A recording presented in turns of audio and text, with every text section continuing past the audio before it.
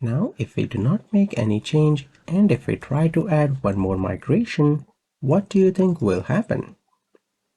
I will call that no change migration, and what basically will happen is an empty migration will be added. Because EF Core detects that there are no changes that needs to be applied to the database, both of them are identical. In that case, if a user tries to add a migration, it will display an empty migration.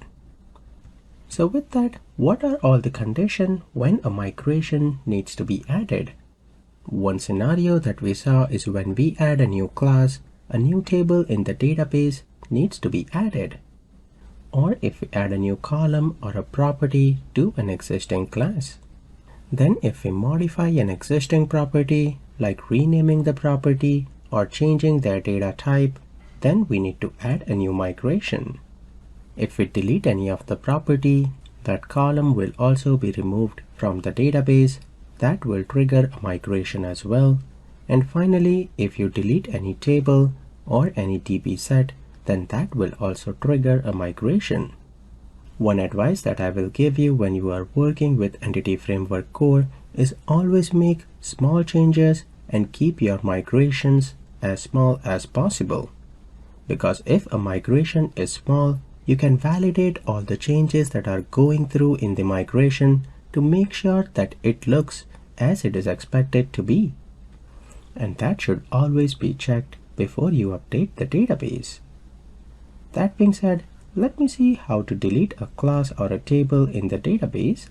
If we go back here, let's say the Genra class that we added, we want to remove that table from the database. We have to go to application DB context and we need to remove the DB set.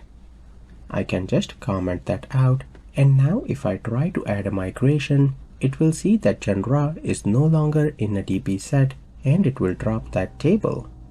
Let me show you that. I will call the migration as remove Genra table. And if we examine, it is dropping the Genra's table. That is great. This time when we update the database, it will actually apply to migration.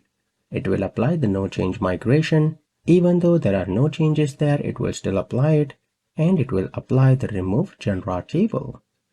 You might be tempted to alter some things in the old migration or even remove any old migration. Never ever do that.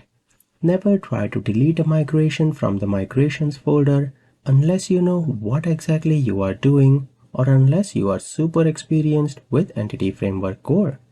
Because removing a migration will break multiple things in your application and it will haunt you down the road. So make sure that never toggle anything directly in the migration.